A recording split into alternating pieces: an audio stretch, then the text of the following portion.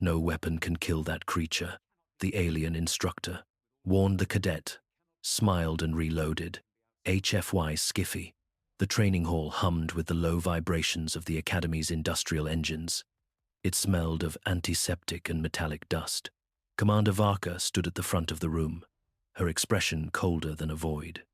Her thick, reptilian scales shifted in a rapid flash of crimson as she spoke, each word a sharp bite in the air. This isn't a training exercise. This is reality. The creature you will face on planet Drosk 5 cannot be killed. Not with standard lasers, not with energy grenades, not with planetary bombardment, and certainly not with brute force. She glanced at the screen, and the image of the creature flickered to life. The cadets' faces went pale, their eyes widening as the monster took shape. A massive, winged predator, with claws capable of severing a starship's hull. Its 6 legs were covered in thick, chitinous armor that shimmered with an unsettling iridescence. Its eyes gleamed, hungry, predatory.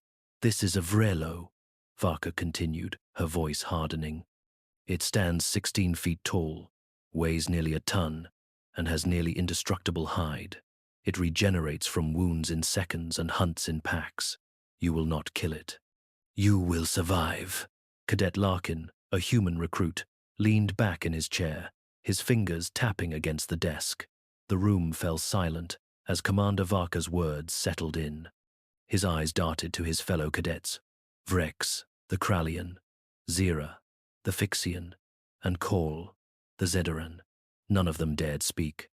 Everyone knew better than to challenge Varka's unyielding authority.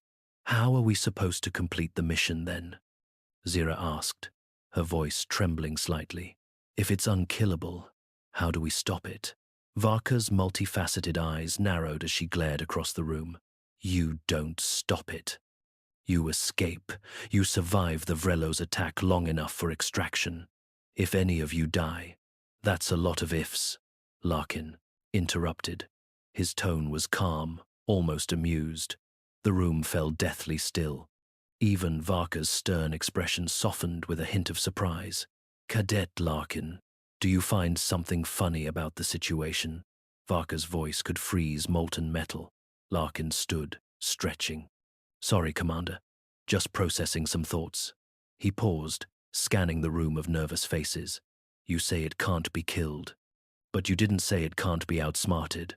A ripple of gasps traveled through the cadets. Even Varka seemed taken aback. "Explain yourself, Larkin," she demanded, crossing her arms. "You know the creature's capabilities. It is beyond your primitive weapons." Larkin walked to the front of the room, his face calm and collected. "You're assuming the problem is power. What if it's not? What if the solution isn't about hitting it harder? What if the answer lies in the thing you didn't mention?" Varka's eyes narrowed. "Speak plainly, Cadet." Larkin smiled. "It regenerates, right? But that requires energy. The creature needs resources to heal, rebuild. What if we take away those resources?" "You're talking about starvation?" Korl asked, his deep voice skeptical. Larkin shook his head. "Not exactly. I'm talking about the Vrelo's natural environment, those forests on Drosk 5. What if we turn those forests into something else? Burn them down, fill the air with toxins, disable its natural regenerative cycle." Varka's eyes flickered to the image of the Vrelo. She considered the human cadet for a long, heavy moment. The others in the room held their breath. "You think you can outsmart a creature like this?" she asked. Larkin's grin widened. "I think I can make it run out of energy before it runs out of rage." Varka stared at him, her scales shifting through a spectrum of colors. Finally, she spoke. "Very well, Larkin. Prove it. The mission on Drosk 5 is yours to lead. But don't think I won't be watching. This better not be a human fantasy." The rest of the cadets exchanged nervous glances, but Larkin remained unfazed. The next day, as their transport ship descended toward the barren world, Larkin prepared his plan. He was confident in his idea, but in the back of his mind, a shadow of doubt lingered. Once on the surface, They began to fortify their position, dismantling the outpost and setting up their own traps. They rigged every inch of the environment. Vrex and Zira worked on fortifying their perimeter, while Korl modified the power generator to manipulate the atmosphere. Larkin studied the Vrelo's movements, quietly analyzing its behavior. "I've seen creatures like this before," Larkin said, as he inspected his weapons.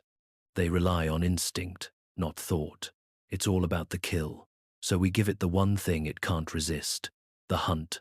Korl raised an eyebrow. "You mean to provoke it?" Larkin nodded. "We'll draw it out. Then we'll strip it of its resources, turn the forest into a toxic trap." Night fell, and the lay. Vrelo was released. The creature's roar echoed across the land. It was closer than expected. Larkin signaled the team. "Positions, everyone. Let's make this thing work for its meal." The Vrelo emerged, charging toward their position with unstoppable momentum. But it wasn't running wild. It was focused. The creature's eyes locked onto the team's defensive line. Then the first trap went off. Massive explosions of fire and smoke that set the trees ablaze. Larkin had anticipated this. The creature paused, but it wasn't deterred. It charged forward, its metal claws tearing through the burning trees. "Phase 1 is working," Larkin said under his breath. "But we need more." He ordered Zira to release a series of chemical agents into the atmosphere, blocking the creature's regeneration. The Vrelo staggered, roaring in confusion, but continued its relentless assault. Larkin's heart pounded as he watched the beast draw closer. "We need to get it closer." The team lured the creature into a wide canyon, where Korl activated the last part of the trap. From above, their weapons unloaded. Flamethrowers sprayed a torrent of fire, hitting the Vrelo from all sides. But it didn't die. Not yet. The creature began to adapt, shifting its armor to withstand the flames. "It's learning," Vrex said, voice tight with frustration. Larkin's eyes burned with resolve. "Then we'll unlearn it." He grabbed his weapon, a modified plasma cutter designed to breach the creature's armor at its weakest point. The team moved in quickly, surrounding the Vrelo with fire and calculated chaos. Finally, they hit it where it counted. The Vrelo's armor failed. It stumbled, unable to regenerate fast enough. "Now finish it," Larkin ordered. The team released their final weapon, an experimental electromagnetic pulse grenade designed to scramble the Vrelo's regenerative cells. The creature froze. The air filled with the crackle of electrical discharge. Slowly, its massive form crumbled to the ground, finally defeated. Larkin stood over the creature, breathing hard. "Not just because we were stubborn," he said quietly, "but because we were creative." The squad gathered around, staring down at the once imposing creature, now reduced to a heap of burnt, scorched remnants. "We did it," Zira said, almost in disbelief. "Yeah," Larkin muttered, his grin never fading. "And now everyone's going to know, when you're told nothing's impossible, what they really mean is nobody's tried hard enough yet." As they prepared for extraction, Commander Varka's voice crackled over the comms. "Cadet Larkin, you've proven your point. Well done, but don't get too comfortable. You've only killed one of them." Larkin smirked.